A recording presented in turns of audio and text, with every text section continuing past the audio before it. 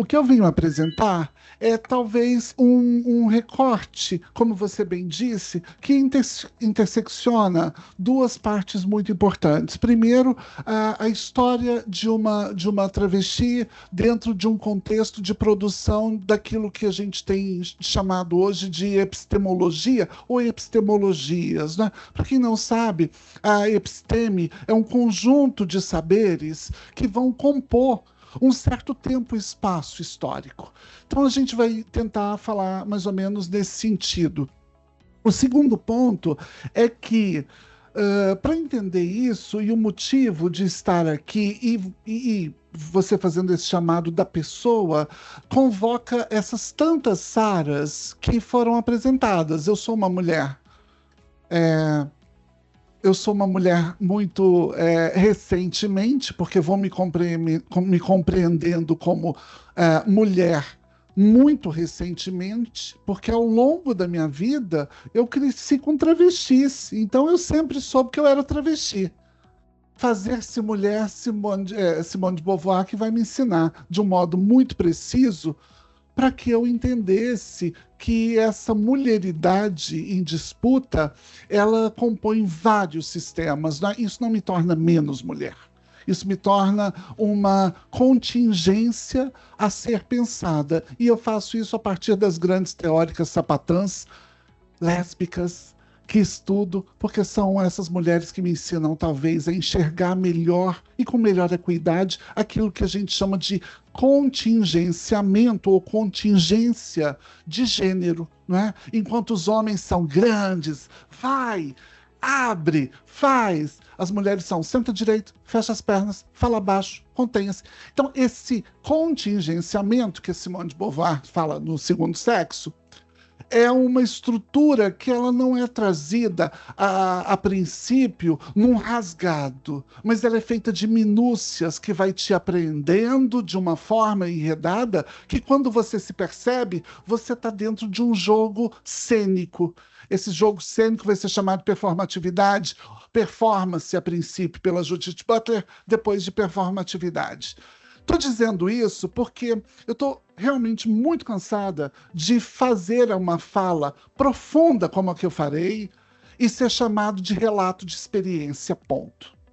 Então eu estou trazendo a acadêmica para dizer assim, ó, é uma acadêmica apresentando uma coisa muito profunda que qualquer outro profissional poderia pegar e chamar, vamos aqui agora observar o relato como objeto que fomos feitas ao longo da história. Não somos mais objetos, muito obrigada, é sobre isso. Vamos aprender hoje.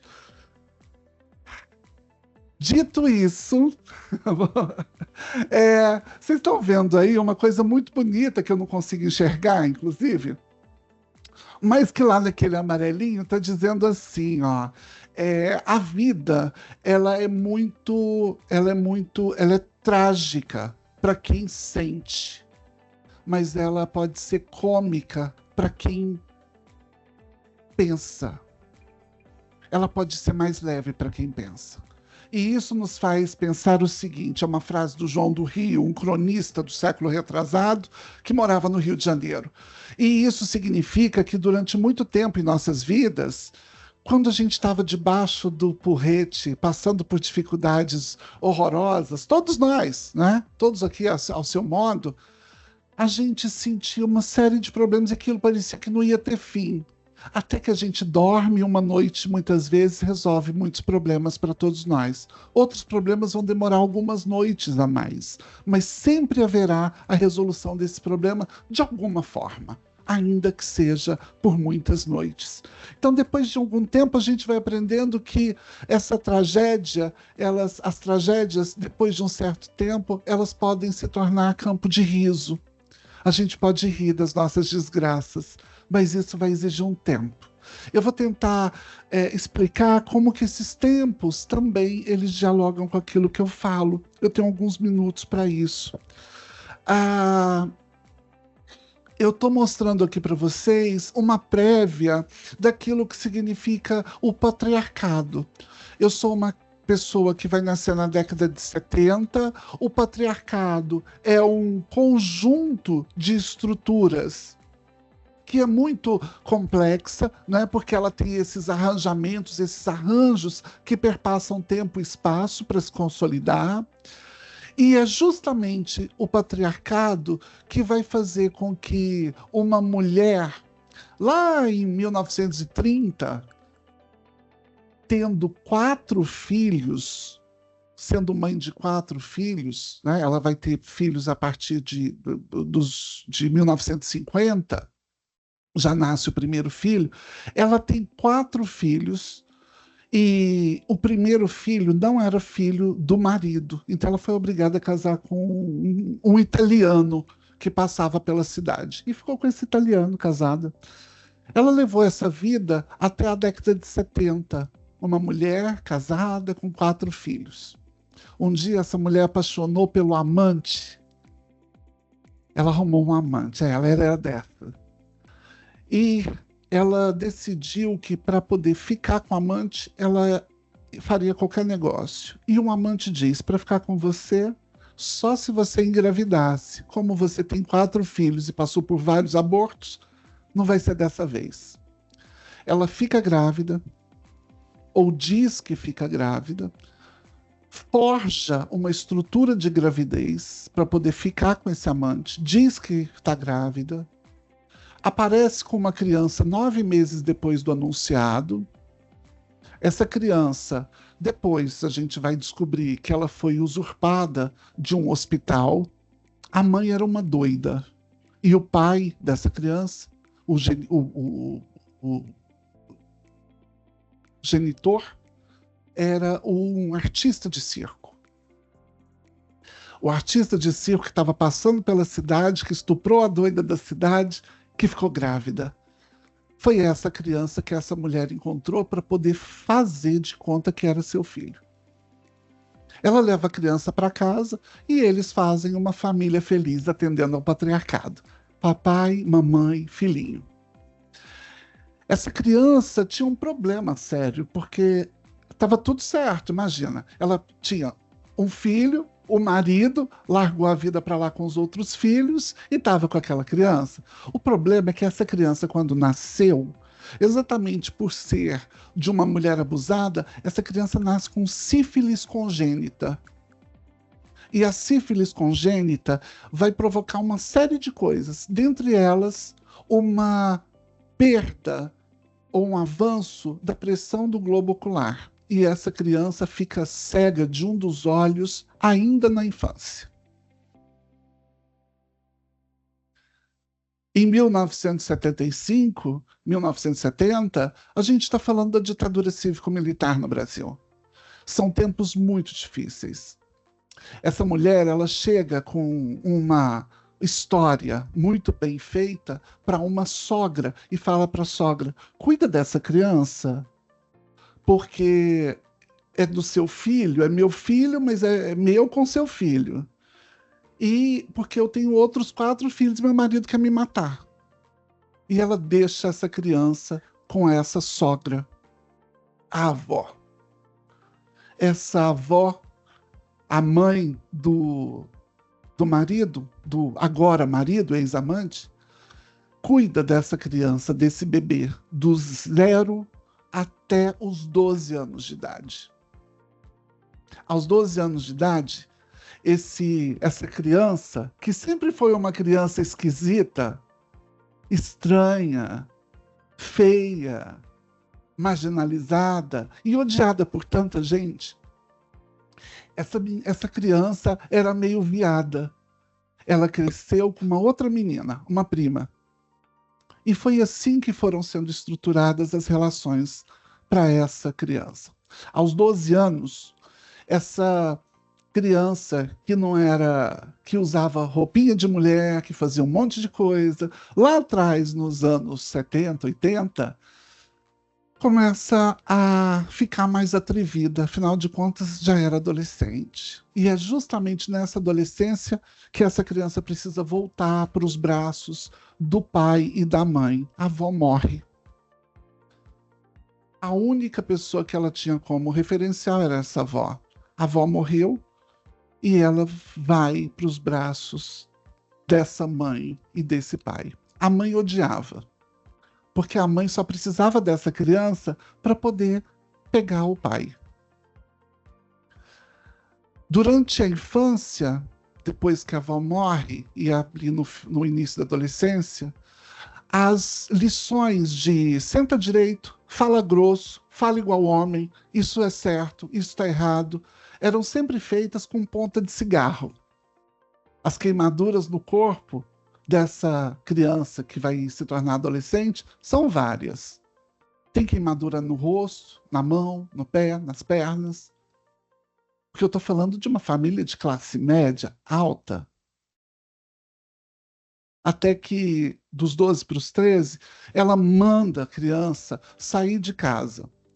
Porque, de alguma forma, ela descobriu que esse menino, entre aspas, que vestia roupa de mulher, tinha uma ferida na boca, e essa ferida na boca era uma herpes. Essa herpes, ela era nervosa, como toda herpes se manifesta. A herpes foi alargando a tal ponto que ela quase comeu a metade do rosto dessa criança. Diante da herpes, do desejo de ficar com o marido e com o amor que o marido tinha pela criança, porque ele acreditava que o filho era dele, ela diz exatamente aquela notícia. Vocês estão vendo ali a página de uma revista acadêmica chamada Journal Health. Esse jornal, ele é o jornal que diz, pela primeira vez, que pessoas acometidas pelo HIV tem como ponto de vida, o máximo de vida, expectativa de vida, a idade é 2 anos a partir da contaminação. É com esse jornal, com essa notícia, que essa mulher liga para todos os familiares e diz: não recebam fulano em casa, eu estou colocando para fora porque fulano está com AIDS. É o câncer gay, e o câncer já comeu metade do rosto dele.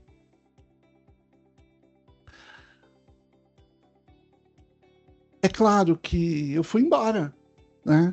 Porque, entre outras coisas, o que restava para essa criança, e eu estou contando a minha própria história na terceira pessoa,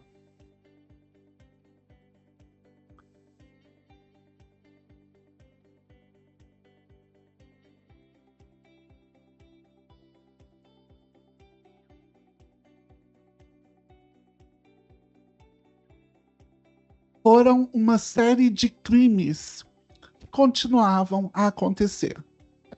Então, eu fui morar com as travestis e eu estava preparada para conhecer as travestis perigosas. Elas são perigosas, são doentes, elas são péssimas e elas falam de sexo o tempo todo.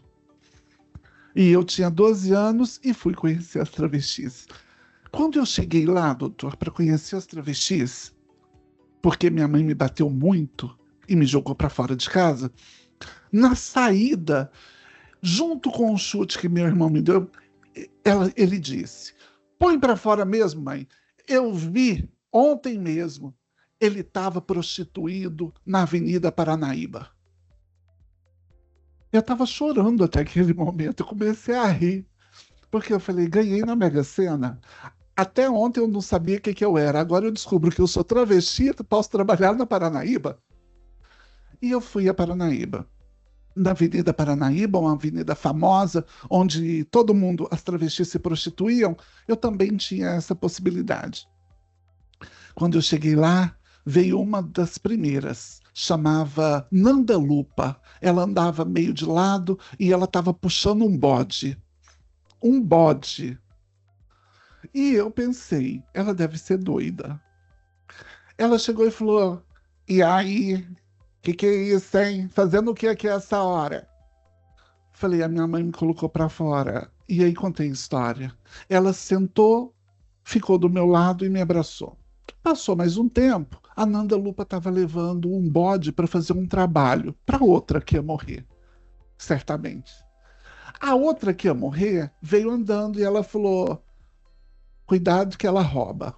Mas eu não tinha nada mesmo para ser roubada, ficou por isso mesmo. Quando a outra chegou, a outra disse: o que esse menino está fazendo aqui? A Nanda disse: deixa ela, que ela é minha filha.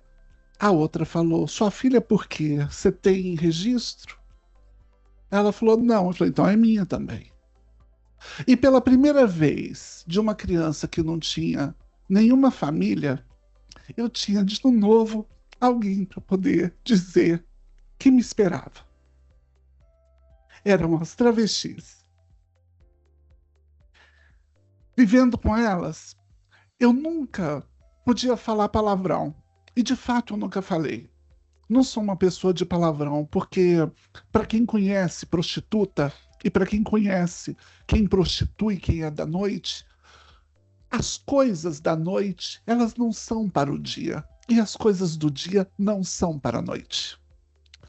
Travestis que se prostituem não se alegram em ficar mostrando foto de mamadeira de piroca. Quem não conhece a mamadeira de piroca gosta de mostrá-la durante o dia. Essas mulheres me educaram do modo como eu nunca pensei que talvez alguém pudesse me amar de novo depois da minha avó. O tempo passou. É claro que de vez em quando tinha problema, e eram nesses problemas que eu voltava para ver meu pai. Numa dessas vezes que eu voltei para ver meu pai, encontrei o vizinho muito bonitinho. E eu falei, eu vou dar uma amassada nele. Eu tinha 14 anos, ele tinha 16, e eu estava fazendo brincadeiras gostosas com ele, e boas. Quando, de repente, ele me olhou de cima para baixo, não vou falar o que eu estava fazendo, mas eu estava embaixo e ele estava mais em cima. E ele disse: Você vai para o inferno. Eu falei: Oi? Agora? Mas nesse momento? Ele falou: Não, continua, vai ser depois. Eu falei: Não, agora eu não quero mais, eu quero saber da história do inferno. E graças a essa conversa do inferno, esse garoto começa a me contar que eu ia ser uma pessoa que, por conta daquele ato que eu estava praticando, de puro amor e sedução, eu ia queimar no mármore do inferno. Foi assim que eu conheci, aos quase 15 anos, a Igreja Evangélica Assembleia de Deus. E na a Igreja Evangélica Assembleia de Deus, eu conheci aquilo que seria um dos meus fetiches, né? Que é todo aquele absurdo que você olha do outro lado e fala, eu quero, né? Se esse bolo não é para mim, é ele que eu quero. Tudo bem. Na Igreja Evangélica Assembleia de Deus, eu aceito Jesus, me livro do inferno, mas continuei sob vigilância. E nas igrejas sempre tem um pé feio para um chinelo cansado, né? Eu era provavelmente o chinelo cansado. Existia uma moça que estava lá há muito tempo e que ninguém conseguia fazer ela casar com ninguém. O pastor achou que era útil pegar essa criança, eu, com 14, 15 anos, e colocar ao lado dessa moça para poder fazer uma vigília, orar no morro, no monte. A gente orou várias vezes no monte.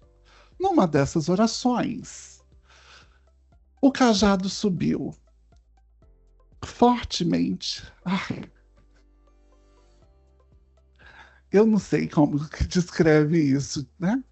Mas eu tinha 14 anos ou 15, e eu acho que os cajados sobem com qualquer coisa nessa idade, não é? Como descem depois de certa idade também. Mas o fato é que nesse momento, essa moça fica grávida de uma única relação dentro da Igreja Assembleia de Deus. Eu estava na cura gay e eu não tinha a menor noção do que era isso. Eu sei que tudo que eu fazia era errado e vocês já sabem o que acontece com todo mundo que passou, até mesmo porque, como eu disse no início da minha fala, quem sente passa pelo drama, quem reflete sobre transforma isso em comédia. Então eu vou rir disso, porque eu já chorei muito por esse mesmo motivo. O fato é que a prova do meu abuso de ser uma criança de 15 anos que vai ter uma experiência sexual e abusiva se materializa. O resultado dessa cura gay é um homem de 32 anos hoje. Essa foto que vocês estão vendo é do meu filho. A mãe dele tinha 24. A nossa diferença de idade era quase 10 anos. O mesmo pastor que juntou foi o pastor que, quando ela ficou grávida e teve a gravidez confirmada, disse que ela estaria de prova dentro da igreja e me expulsou como um demônio dessa igreja. Muitas foram as perdas, né? Meu filho é retirado de mim aos 5 anos, eu nunca mais vi. Ele some. Eu entro num processo de loucura. Ah, eu não sou ré primário, então eu queria falar que vocês estão falando com uma criminosa também. Em 2006, em 1996, eu estava no dia do meu aniversário, de 1996, eu comemorei meu aniversário, fui para um bar badalado, chique, juntei um dinheiro e pedi o jantar de aniversário. Eu estava sozinha. Eu comi muito e fiquei muito feliz. Nesse dia, ao entrar no banheiro para poder lavar as mãos, enxaguar a boca, quando eu saio, no dia do meu aniversário, eu sou colocada dentro de uma viatura e levada a uma delegacia por estar usando o banheiro feminino. A juíza que me condenou, ela colocou como sentença meu pedido de desculpas ao dono do restaurante e ao gerente, porque eu não tinha fundos para pagar qualquer outro valor. E o modo como eu fiquei na delegacia são inenarráveis. No ano seguinte, o mais incrível, eu ganho o Festival de Teatro, o Festival Nacional de Teatro. Essa foto que vocês estão vendo como coreógrafa.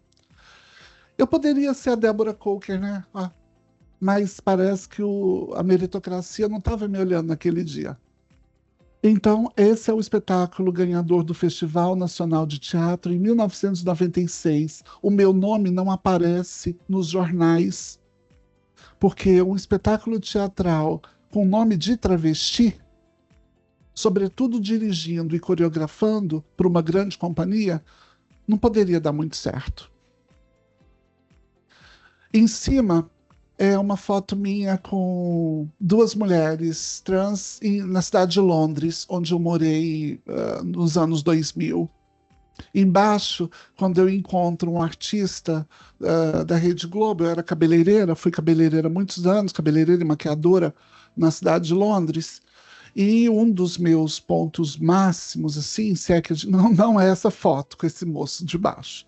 O ponto máximo assim da minha carreira, eu acho que foi ter sido cabeleireira e maquiadora daquela que ganhou o prêmio de cantora do milênio da BBC de Londres, a Elza Soares. E nos tornamos amigas. É justamente por conta dessa foto que vocês estão vendo, mais uma foto da Elza Soares me beijando na boca, que anos depois, aquela foto em cima, que anos depois eu vou. Eu tinha uma vida em Londres, eu não falava do passado, mas tinha uma manicure. Manicures não prestam, quero deixar aqui claro. Tinha uma manicure que eu sabia da minha vida. E eu pedia, não conta nada nunca para ninguém, porque as pessoas têm dificuldade de entender. Uma mulher gritando pelo seu filho, as pessoas entendem. Uma travesti gritando pelo seu filho, as pessoas chamam a polícia. E a Elza Soares, ela, quando eu fiz o cabelo de Elza para ela ir para o evento, quando eu fui no banheiro e voltei, eu saí, a Elza estava assim. Quando eu voltei, a Elza estava assim. Eu falei, o que houve? A Elza diz, ela me contou uma história, eu não estou acreditando. Eu falei, manicure desgraçada? Contou o quê? E a manicure tinha contado dos meus pais, do meu filho, de tudo que eu tinha passado. Essas histórias que eu estou contando aqui, elas estão disponíveis em vários jornais e revistas da internet.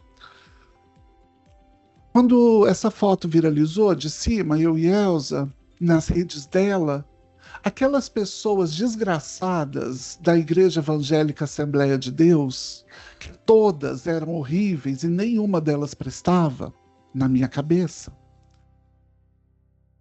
para mim estavam mortas. Mas o mais incrível é que mesmo naquele monte de gente que eu achava que ninguém prestava, tinham algumas daquelas irmãs que me acompanharam desde sempre. Elas sempre olharam de longe. Sabe alguém que sabe de um crime e fica calado acompanhando?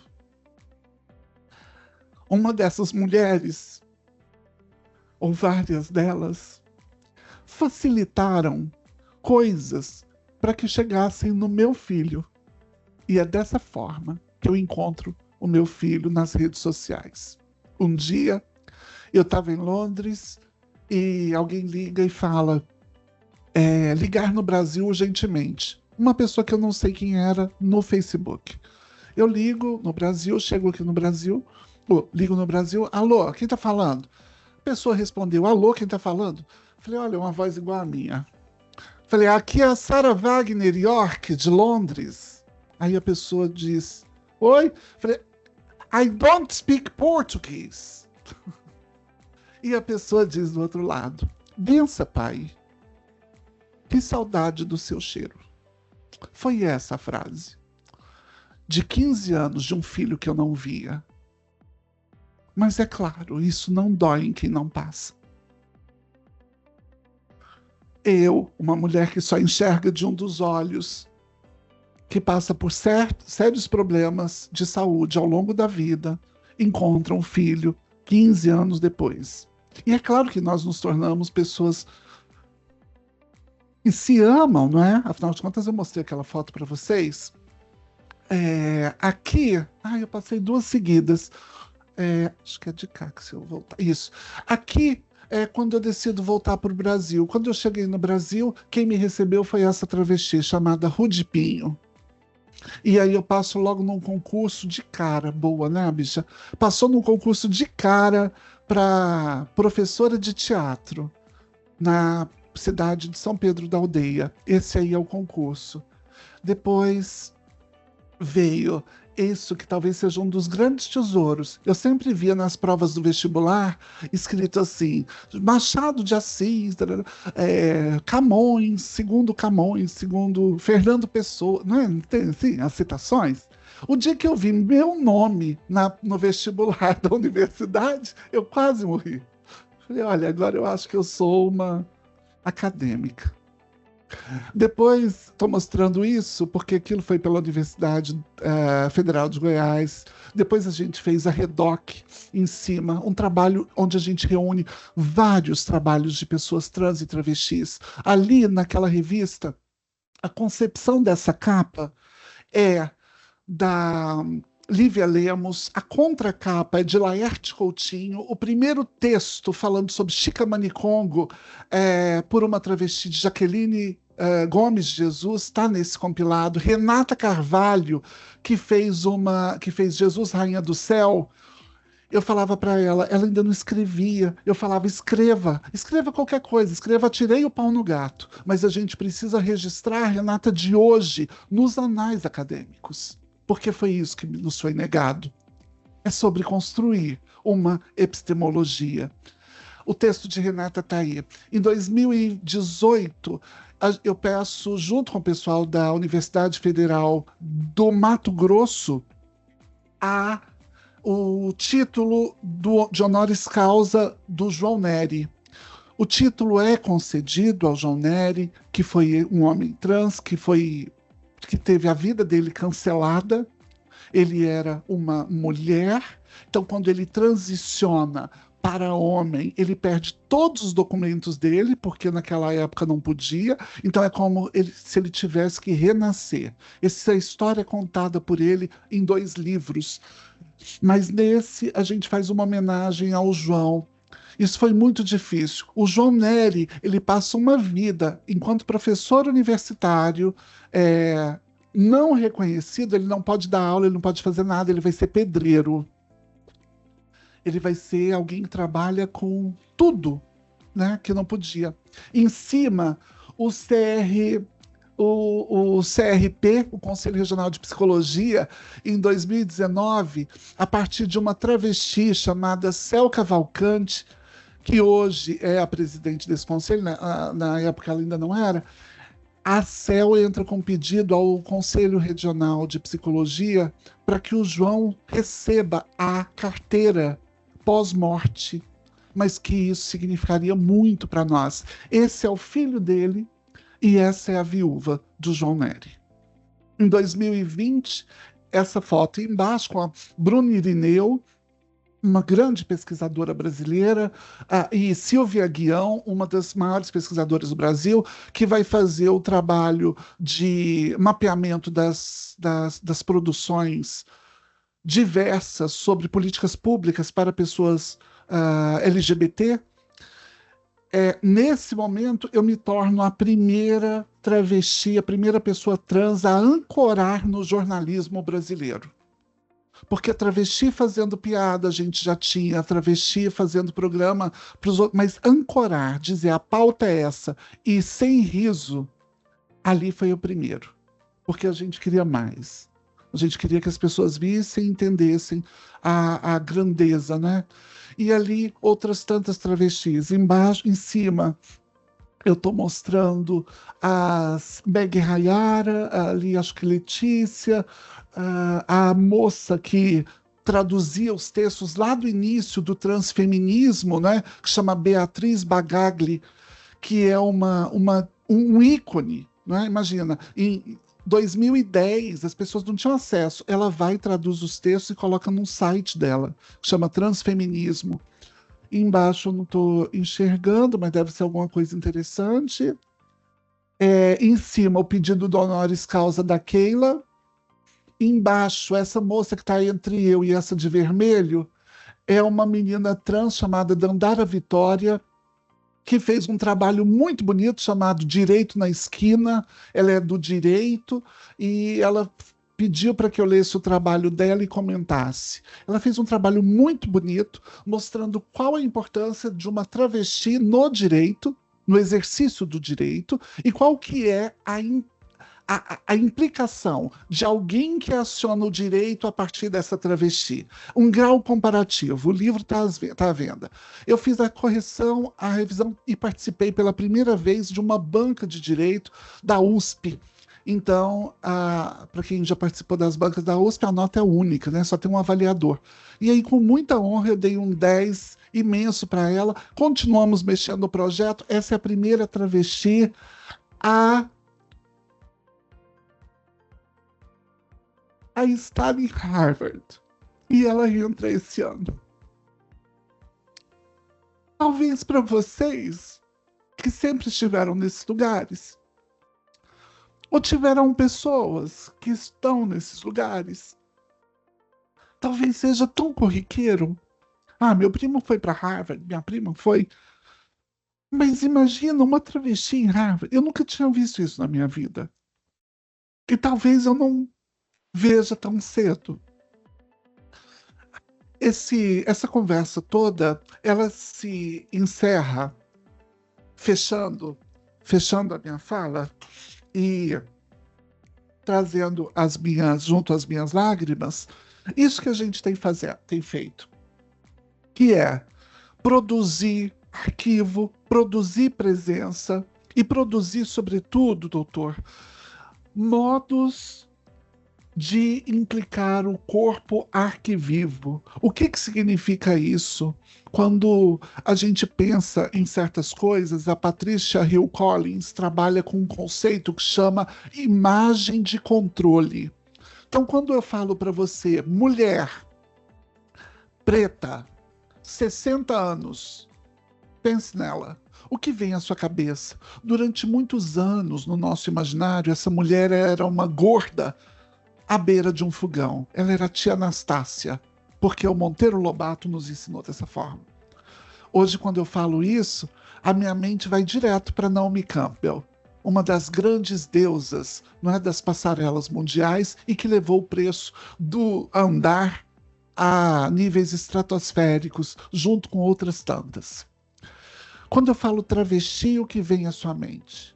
Você pode pegar o que eu falei aqui hoje como um relato de experiência, e tá certo. Mas eu quero que você entenda que isso é uma aula, uma grande aula, que talvez para você signifique outra coisa. Para mim, significa coabitar diferentes espaços da melhor forma, como Hannah Arendt coloca nos seus textos.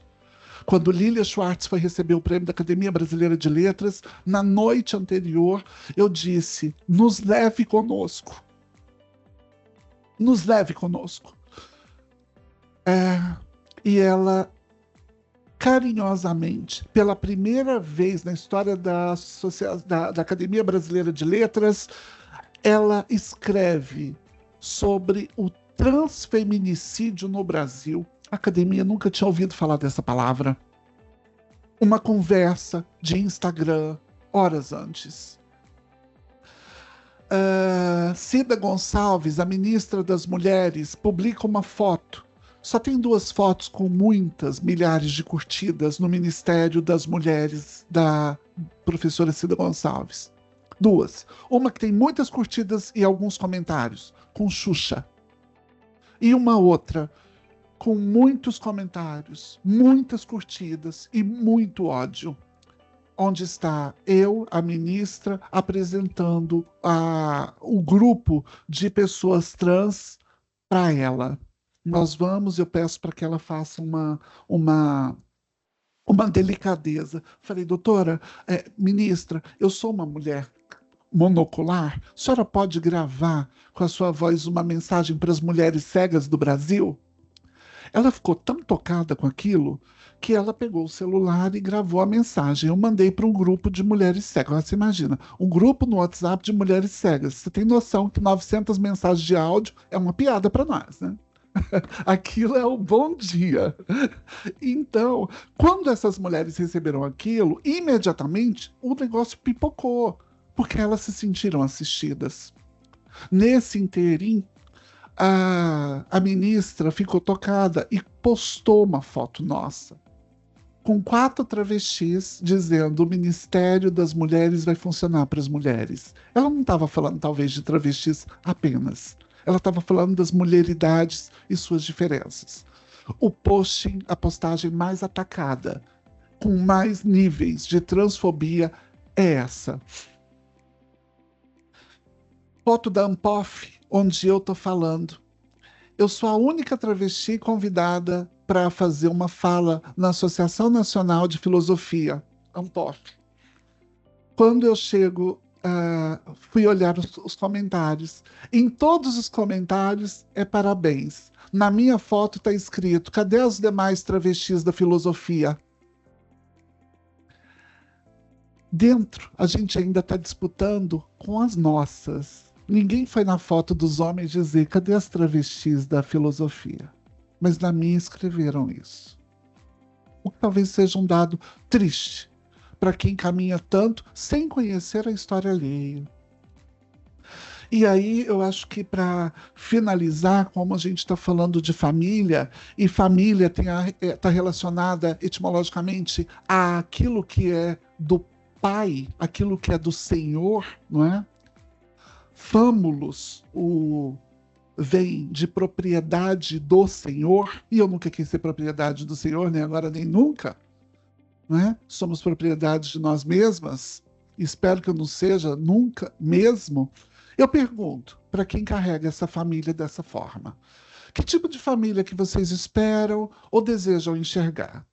Essa que eu disse do meu filho, com o meu corpo em cena, a família que me criou, a família que permitiu que minha mãe fosse estuprada, que minha genitora fosse estuprada pelo meu genitor, ou a família que me queimava o corpo todo e está tudo muito visível, ou essa família que me retira o filho. Eu sou avó. Eu tenho um neto de 7 anos. Ele chama Nicolas. E o Nicolas é lindo. Eu queria tanto que o meu neto fosse travesti igual a vovó. Eu sinto tanto orgulho da minha história. Será que eu posso? Andando no shopping center, o Nicolas estava comigo. Durante muitos anos eu andei com a minha avó. Foi a minha avó que me ensinou a andar devagar. Minha avó me ensinou a andar devagar. Se as mulheres gostosas me ensinaram a andar com um pé na frente do outro, foram as velhas que me ensinaram a andar devagar e respeitar o outro. A minha avó recebia a aposentadoria dela todo dia 5. E ela falava assim: quando eu receber, a gente compra. No dia 5 ela recebia. Ela me levava no lugar onde eu queria. E ela falava: pode escolher. E eu cresci achando que um dia eu ia poder ir para o shopping. E eu ia falar: pode escolher. Durante anos eu esperei para isso. Meu neto nasceu, ele mora em Goiânia e eu fui vê-lo. Cheguei, a minha nora é maravilhosa e ela tem uma mãe maravilhosa e o pai dela também é maravilhoso. E quando eu chego, todos eles sabem que a vovó Sara chegou. A vovó Sara não precisa levar nada, ela só precisa ser a vovó Sara. E todo mundo vai respeitar, porque lá é assim. Então eu disse: eu vou levar o Nicolas para o shopping. A mãe dele disse: eu não posso ir, vão só vocês dois e divirtam-se. A gente foi para o shopping. O Nicolas andou, pulou, e eu disse para ele a frase que eu esperava há anos: Nicolas, pode escolher o que você quiser, que a vovó compra. Ele escolheu. E a gente foi tomar sorvete, e foi maravilhoso. E ele andava e pulava. Em um determinado momento, o Nicolas saiu correndo, chegou numa vitrine, porque ele queria mostrar para a vovó o que estava na vitrine, que era uma das bonequinhas que ele gosta de pintar. Então ele foi correndo. Quando eu olhei para o Nicolas, existia um paredão na minha frente. Do nada, parece que como emergindo do chão, tinha policial federal, PM, guarda municipal, segurança do shopping, uma fila de homens. E um deles gritou: cadê a mãe da criança? E eu pensei: o que eu faço agora? O que eu faço agora? E pensei e disse: se eu responder, pode criar uma história e eu vou traumatizar meu neto, ou vai dar problema com a polícia, vai acontecer alguma coisa horrível aqui. E eu pensei: eu vou ser a Sara. A Sara, ela ri, conversa com todo mundo, e como ela é estrábica, para ninguém fazer piada com estrabismo, ela faz uma piada antes. Então eu vou fazer uma piada. Cadê a mãe da criança?